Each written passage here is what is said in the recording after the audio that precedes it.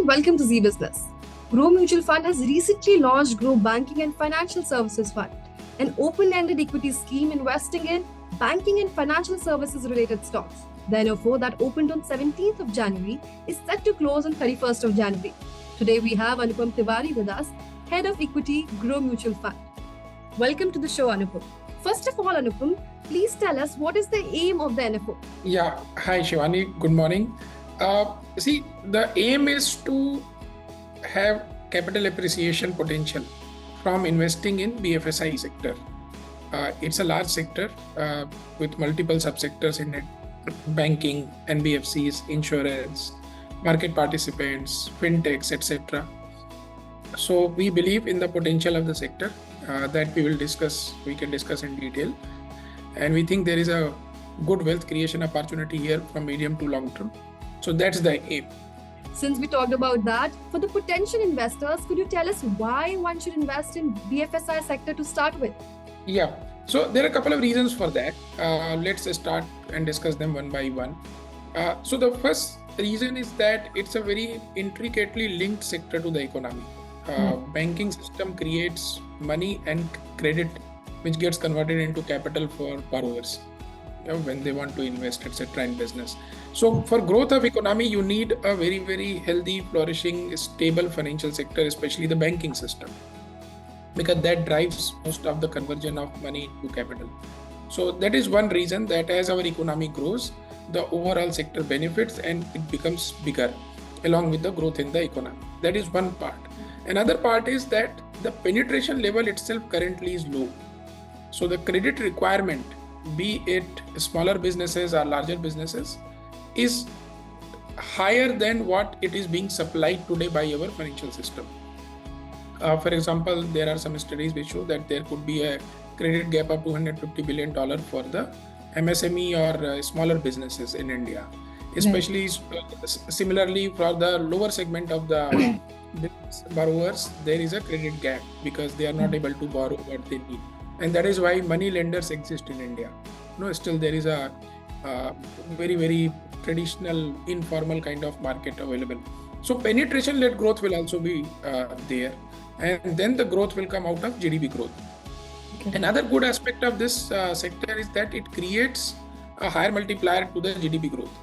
So if you look at other countries in the world, growing countries which are larger, there the multiplier has been 1.1 to 1.3 times of credit growth overall, because as this segment grows, it drives credit growth and then it gets the required capital and then grows it further.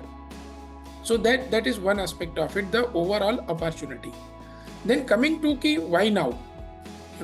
So there is an opportunity, there is a good, decent growth potential available for wealth creation for investor, but then why now?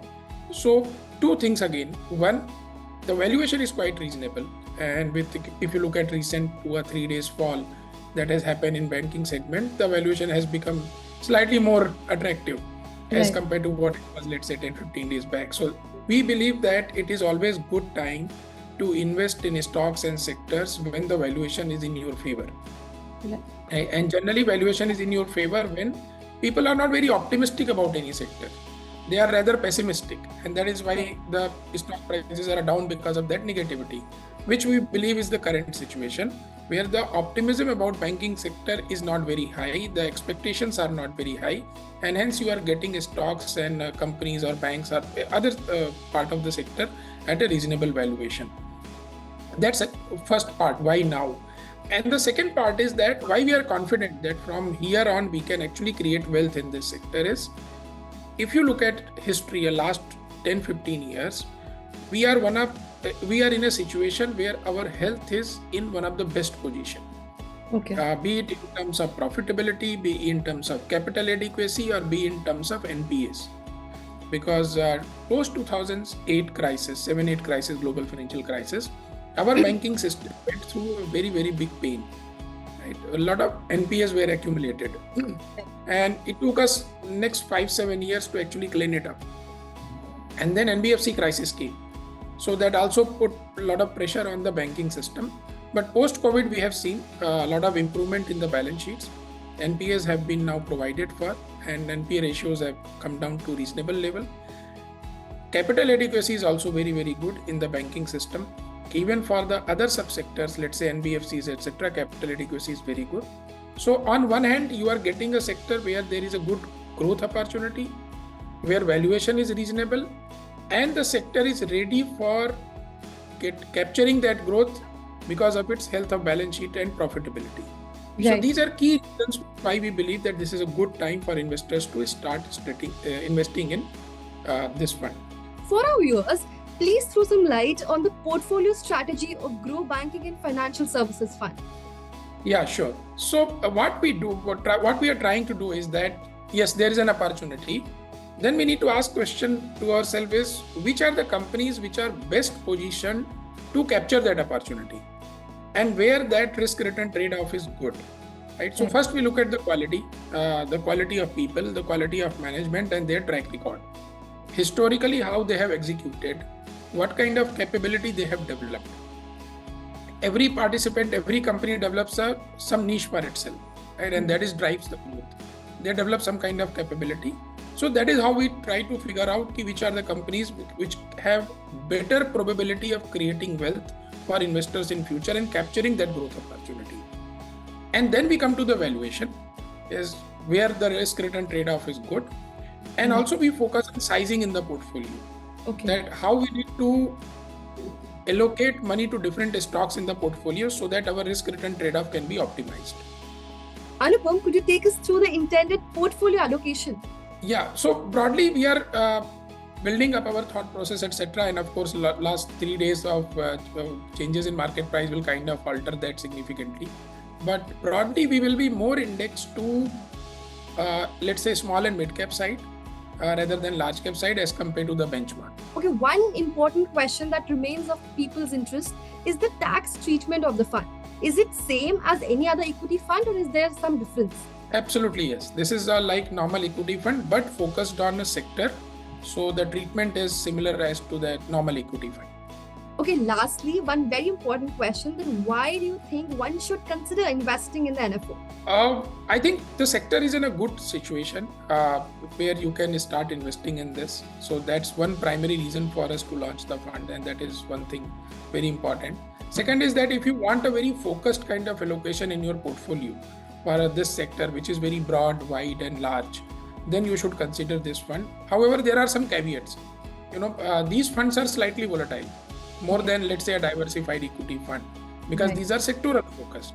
So certain times that sectoral goes through a positive, negative kind of gyration. For example, what is happening in last 3-4 days. So banking sector is underperforming the broader market. So that happens. And the only way to handle this volatility is to give it more time. Because as you elongate your time horizon, so your volatility goes down. So you need to consider that before allocating money to this fund. Okay, Anupam, anything that you would like to add for the viewers? Yeah, so one is time horizon, 3 to 5 year that investors should consider. That is very, very important.